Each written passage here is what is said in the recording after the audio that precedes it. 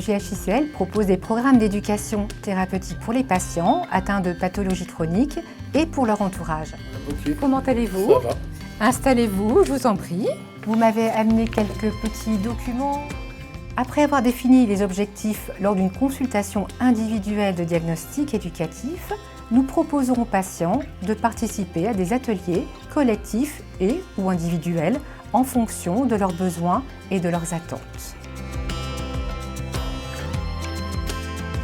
Ces ateliers sont animés par une équipe pluridisciplinaire. Le patient peut se faire accompagner d'un proche s'il le souhaite. Les ateliers se déroulent de façon interactive et conviviale.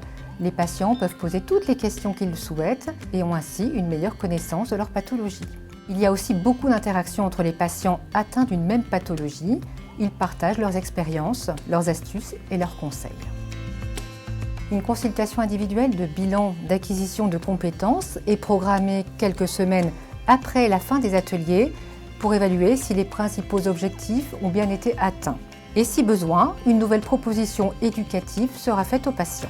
Quand nous sommes malades, nous croyons que nous sommes les seuls malades. Voilà. De se retrouver 6, 7, 10 personnes en atelier, on constate que nous sommes tous des cas différents et on peut apporter notre petite expérience de la maladie. Ces réunions m'ont aidé à mieux gérer ma maladie. Ça nous permet de mettre en groupe et en commun tous les problèmes que nous avons. Dans ce programme, on tire un bénéfice. On a des conseils aussi. Il faut nous les rentrer dans la tête, ces choses-là. On pense savoir et puis finalement, à chaque fois, on apprend des choses nouvelles. L'éducation thérapeutique du patient est un processus continu qui permet, d'une part, d'être plus autonome dans son quotidien, c'est-à-dire mieux comprendre sa maladie et ses traitements, faire face à des situations de crise, mieux gérer son stress et ses émotions.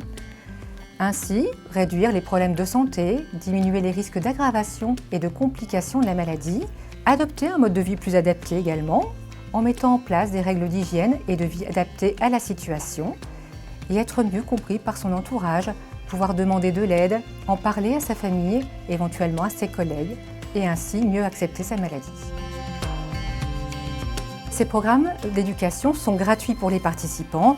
Nous travaillons en étroite collaboration avec le médecin traitant qui est informé tout au long du parcours éducatif de son patient et reste ainsi l'interlocuteur privilégié pour la suite de la prise en charge.